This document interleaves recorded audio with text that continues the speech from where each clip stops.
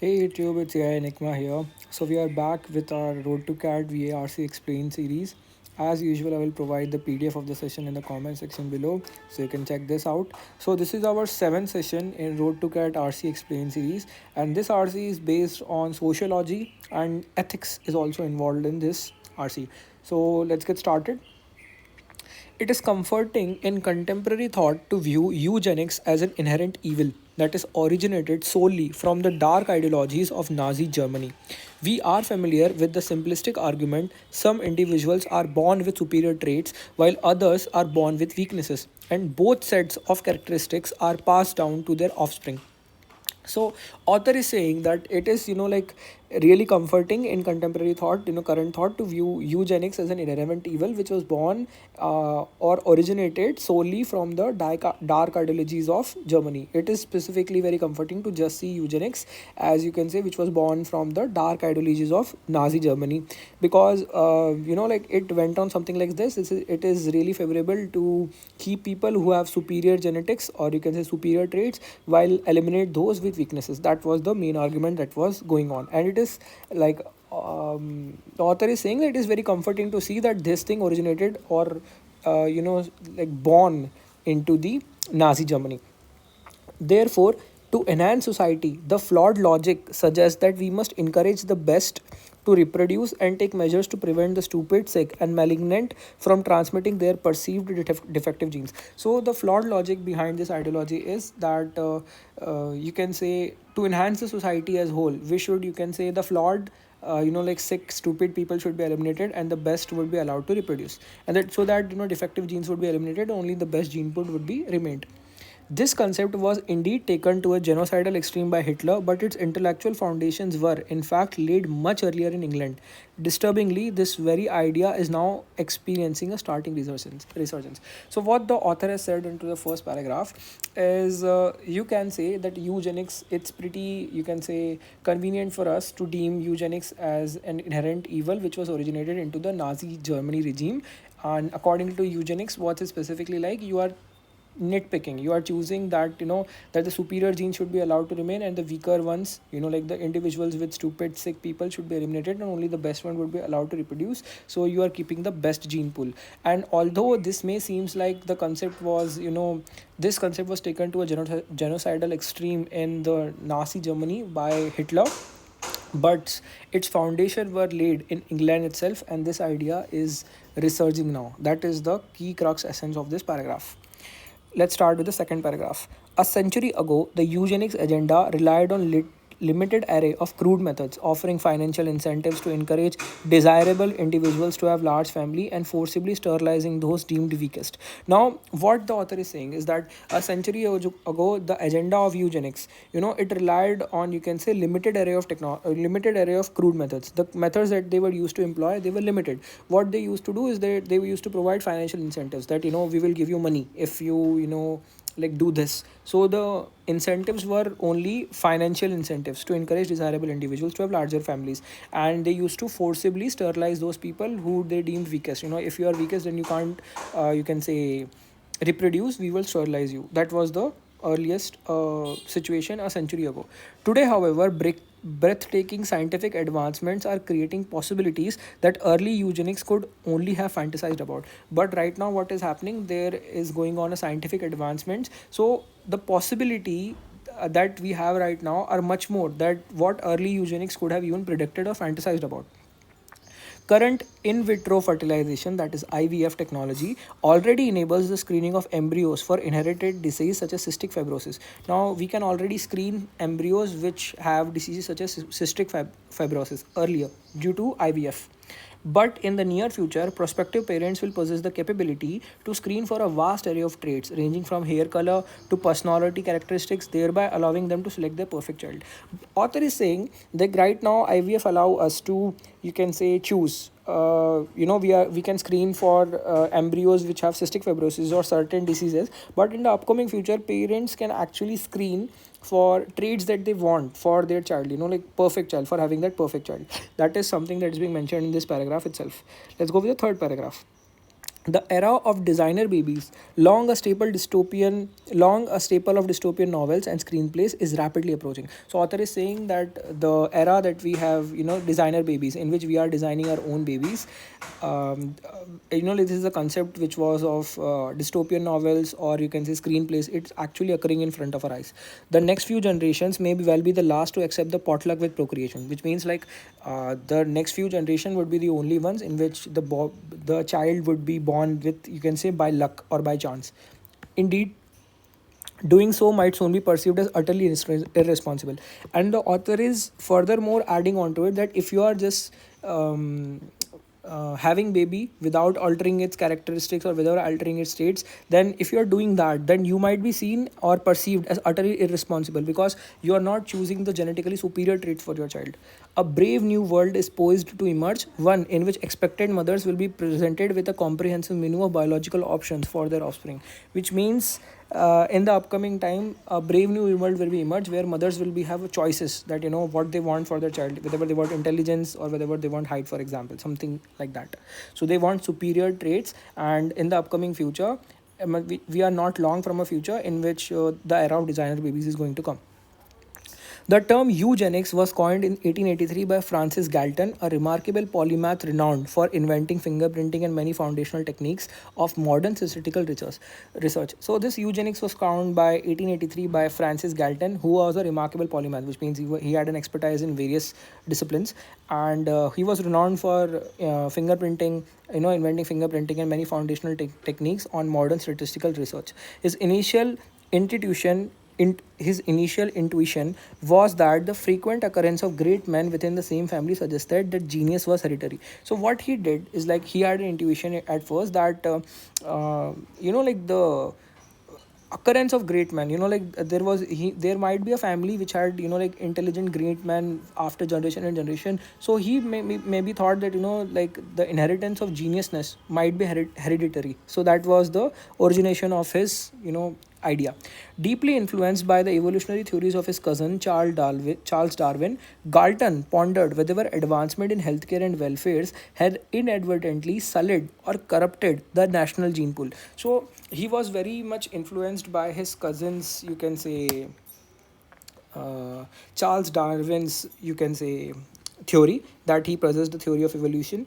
And Galton was actually pondering whether advancements in healthcare and, you can say, welfare had inadvertently sullied the national gene pool. Like sullied is like really very a negative connotation word. So we can say that the whether the advancement in healthcare and welfare had sullied the gene pool, or you can say tarnished the gene pool.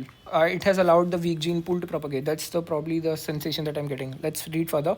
His concern was that these improvements allowed a greater number of sick and disabled individuals not only to survive but also to lead normal family lives and reproduced. He then embarked on data collection, which ultimately led to the formulation of his theory of eugenics. So what is being specifically said here is that because he was influenced by his cousin Charles Darwin's, and then he thought that maybe because of the healthcare, that like advancement in healthcare are not they are sullying the gene pool. Why is it sullying the gene pool? Because it's allowing the weak genes, the person who have having the weak genes, to not only like the life expectancy of those people are increasing, but much more than that, the genes within those people are actually reproducing.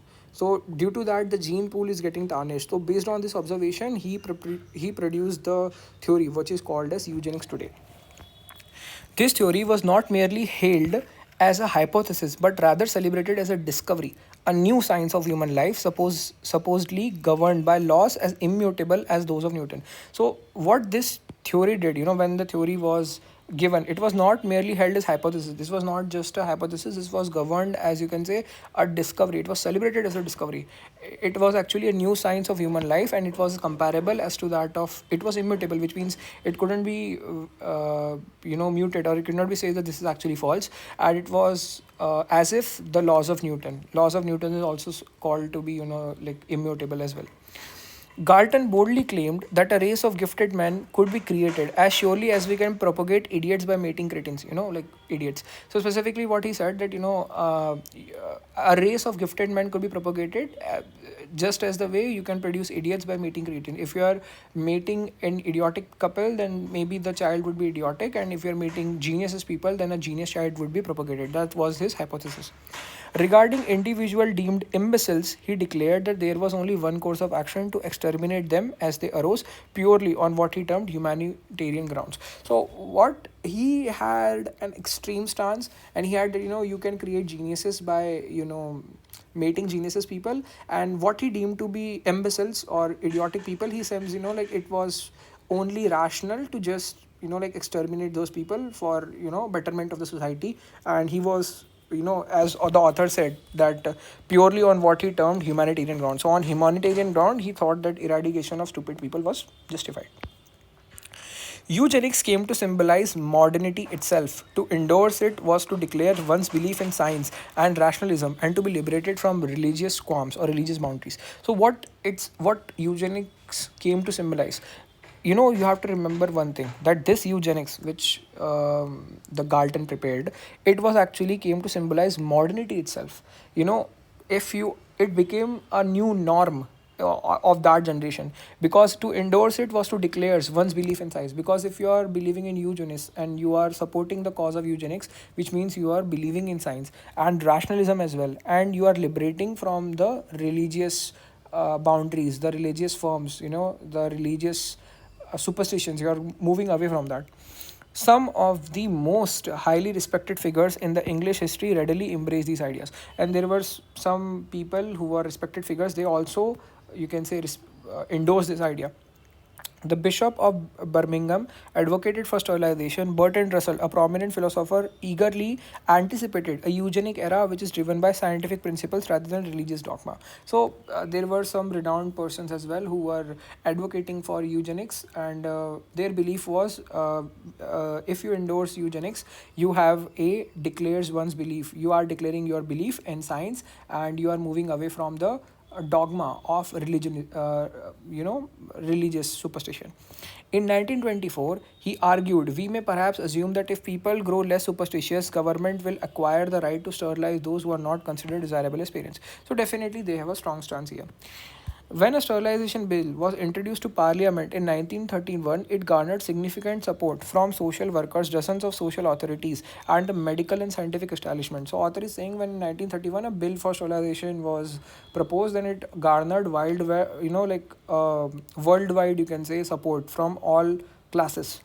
Although the bill was defeated, the underlying agenda persisted. So, an author is saying although the bill was defeated in the parliament, but the agenda that it has proposed, it actually persisted. And the Nuremberg trial subsequently revealed that the Nazis, who were in fact latecomers to this movement, carried out approximately 400,000 compulsory sterilization, a figure so horrific that it was overshadowed by the 60,000 sterilization performed in the Sweden and a similar number in the United States. So author is saying that Nazi Germany was late to this agenda. They were not the newcomers, but they were the latecomers, but they performed 400,000 sterilization, which overshadows the sterilization which occurred in Sweden and United States as well. So it was not only the Nazi Germany which was a firm advocate of this, it was also Sweden and USA as well, where such acts of horrific deeds were carried out.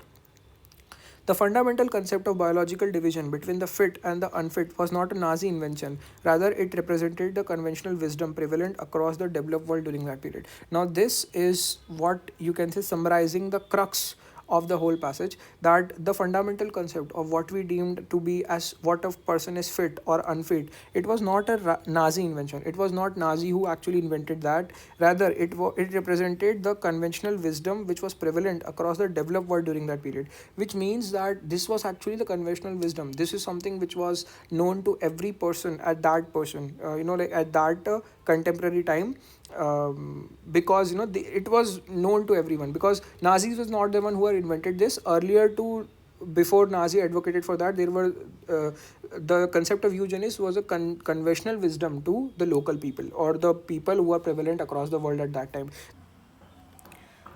Now on to the questions. The passage suggests that the modern resurgence of eugenics is likely to be more insidious or socially pervasive than its historical predecessor, primarily because its agenda will be advanced through. So, the question is saying that this resurgence of modern eugenics in the modern world will be more insidious or would be more socially pervasive than its historical predecessor. Why is the reason? So, let's look at the pervasiveness of this. This is the main crux, isn't it? A century ago, the eugenics agenda relied on limited array of crude methods, that is, offering financial incentives to encourage desirable individuals to have larger families and forcibly sterilizing those deemed weakest.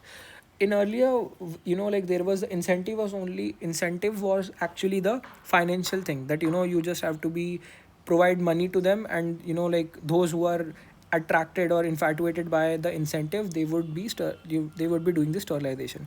But today, however, breathtaking scientific advancements are creating possibility early eugenics could not have fantasized about. So there is certainly a angle of technology, that the technology is certainly far more superior than what we have in the earlier era.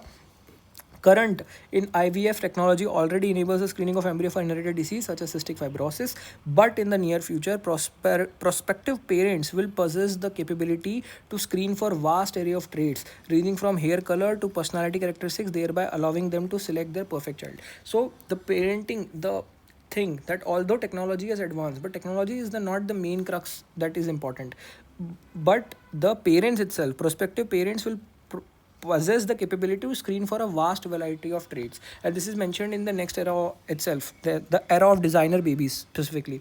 Long as a staple of dystopian novel and screenplays, it's rapidly approaching. The next generation may well be the last to accept the potluck with procreation. The next few generation would be the last generation which would accept that you are having a kid by luck or by chance, because you can't screen at that point. But after that, when this screening will occur, indeed doing so might soon be perceived as utterly irresponsible, because now the incentives are not on financial stability, or you can say now the incentives are not on getting, you can say, financial support, or you can say finance related incentives are not on finance, but it's upon parents themselves. If they are not doing this, if they are not screening their child for intelligence, for a good height or something, all those parameters, they are actually deemed utterly responsible. So the, you can say, the direction has been completely shifted or changed. So that's why you can say technological capabilities are not, you can say, more precise, although the capability of technologies is certainly a factor, but this is not the reason that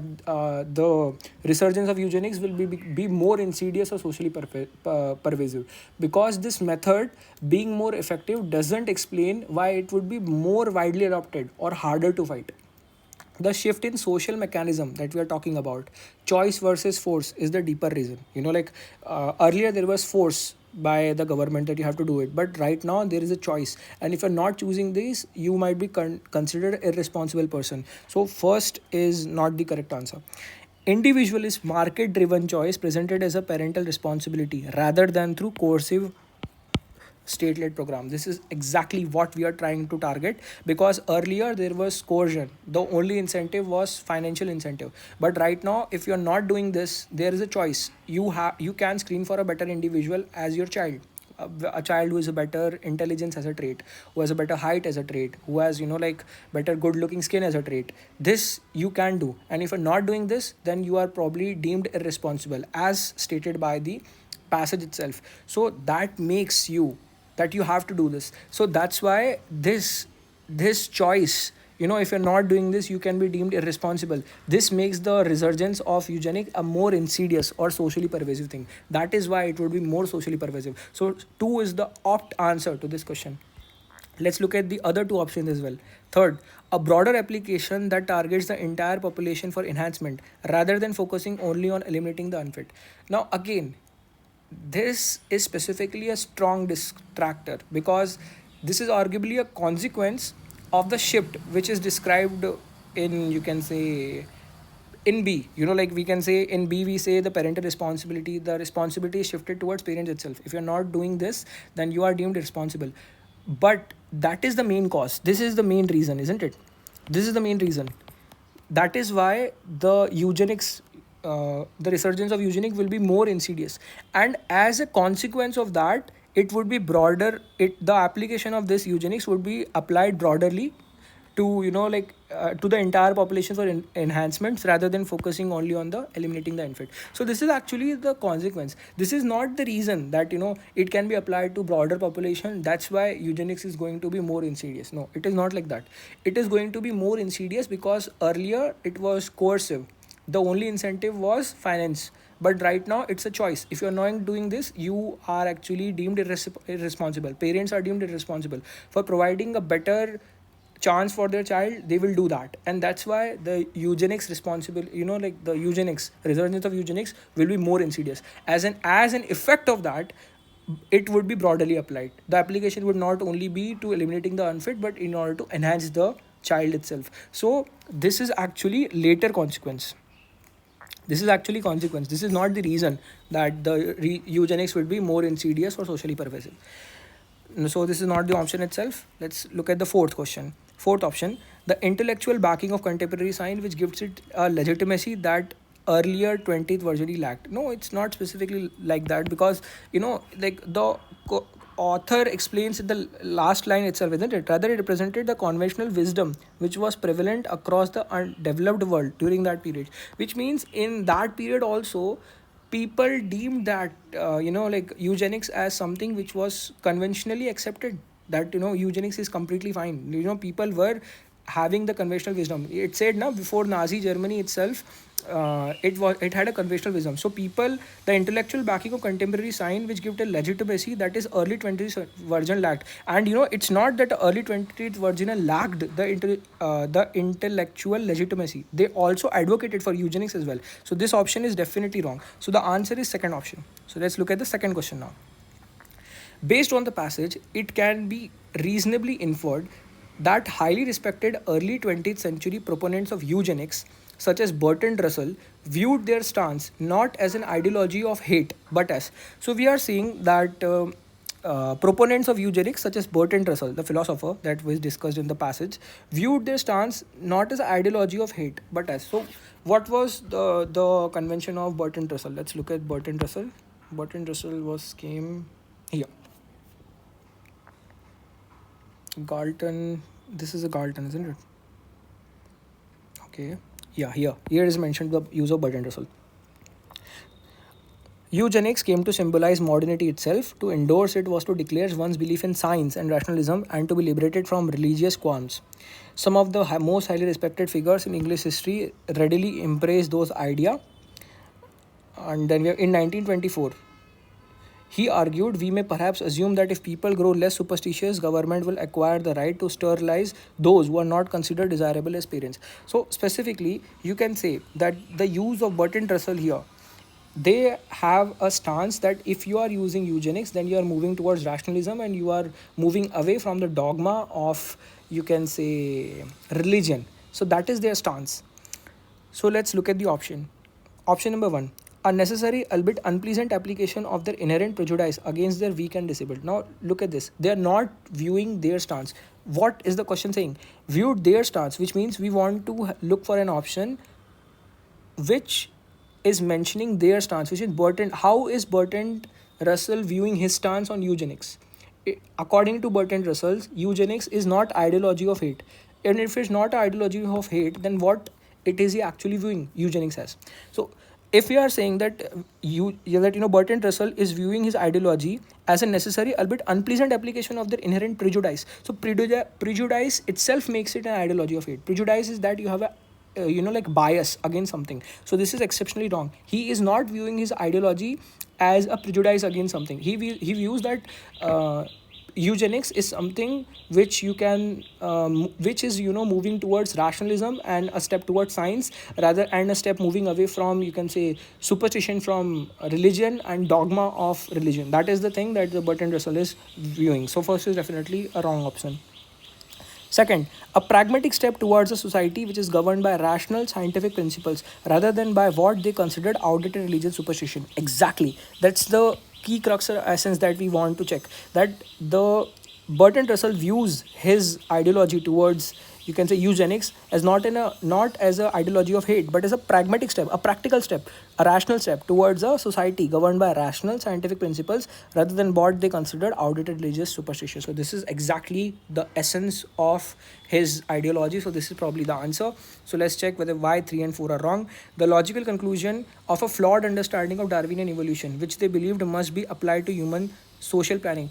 He is not viewing he is not viewing the eugenics as a logical conclusion of a flawed understanding.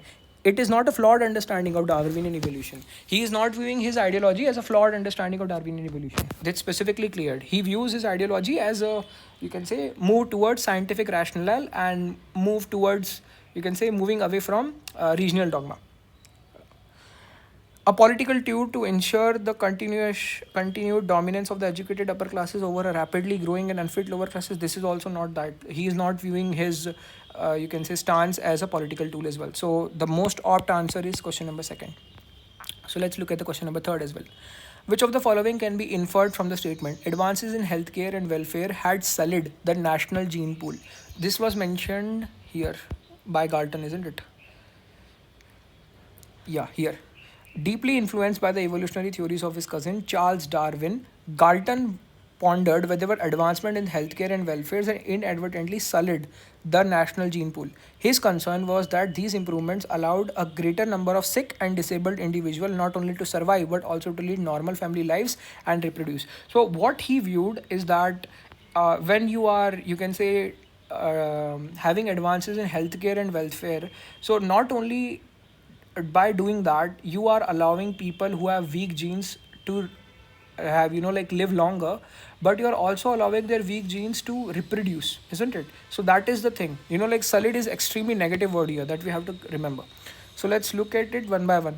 Advances in healthcare have increased survival rates of infants including gifted children. That is not why it has been inferred. That is not something we can infer, because solid is a negative statement and this is actually a positive statement. So this is definitely a wrong option. Second option, advances in healthcare have increased the life expectancy of people, including people with weak genes. Although this is true that advances in healthcare have increased the life expectancy of people, including people with weak genes, but this leaves some information which we want to see, that the weak genes are also propagating. Like they are actually reproducing. This has allowed the weak genes to reproduce. That fact is, like, missing here. So if I don't find something which is wholesome or which covers every sense of information, then I will take this answer and move on. Third option, advances in healthcare and welfare have allowed weaker genes to perpetuate, which means reproduce. So this is actually the correct answer and we can eliminate 2, because this precisely hits the nail on the coffin, that the advances in healthcare not only allows the person to live longer, but the main problem is that they allows the weaker genes to perpetuate. They can't reproduce. So this is a problem. So third is probably the answer. Let's check 4 as well. Advances in healthcare have allowed screening of embryos for congenital defects and facilitated their elimination. Again, this is a net positive. We are not looking for a positive because solid is a negative connotation here. So fourth is definitely not the answer that we're looking for. So let's look at the fourth question itself. Which of the following are possible reasons for rational people of scientific temper to be concerned about the comeback of the idea of eugenics, except, which means rational people of scientific temper, they would be advocating for removal of, you can say, eugenics. They would want that eugenics poses a danger, but one option will be saying that eugenics does not possess a danger. So we have to check for the option which is negative. Okay, we have to check for an option which is negative, which is advocating in the favor of eugenics. The people who want to, you read the question again. I will explain it to you again in order to eliminate any kind of confusion here. The question is asking that there are some rational people of scientific temper which advocates that eugenics is not good. 3 options would be mentioning that eugenics is not good, and one option would be mentioning that eugenics is actually good. So we have to precisely pick that option which states that eugenics has a net positive outcome. So let's check it one by one. Tampering with nature is not prudent. If you are tampering with nature, then it is not, like, prudent. That is not logical. So this actually advocates in against the eugenics. So this is actually not the option. Authoritarian states may want to create a race of superman. This also creates that, eugenics can be used in a negative or harmful manner. So this is also a not an option, like this is not an option that we're looking from. We may end up creating a cookie cutter generation of people. This is also advocating that eugenics is a net negative to our society. So this is also not an option, because you are cookie cutting a generation, which means you're cherry picking people, what they want, what you want from people, and what you don't want from people. And the last option, advancement in genetics, may end up ridding the world of certain disease. If you are doing advancement in genetics, which means eugenetics, then you are getting rid of the world of certain disease. So this actually goes against the rationale, isn't it? If this is true, then you are actually advocating that eugenics is fine because it is doing this. So this is actually the precise option that we need to mark off. So this is the 4 questions in this passage. This passage was fairly doable. There might be some instances where you might not understand the concept of eugenics itself, because this is something which is new for a lot of people. So try exploring this topic, read some essays regarding it, then you will be comfortable, and look back again to this passage, and I'm pretty sure that you will be having a 4 out of 4 accuracy in this passage. So thank you so much. In the next upcoming lecture, we will be exploring a lot RCs with different varieties as well.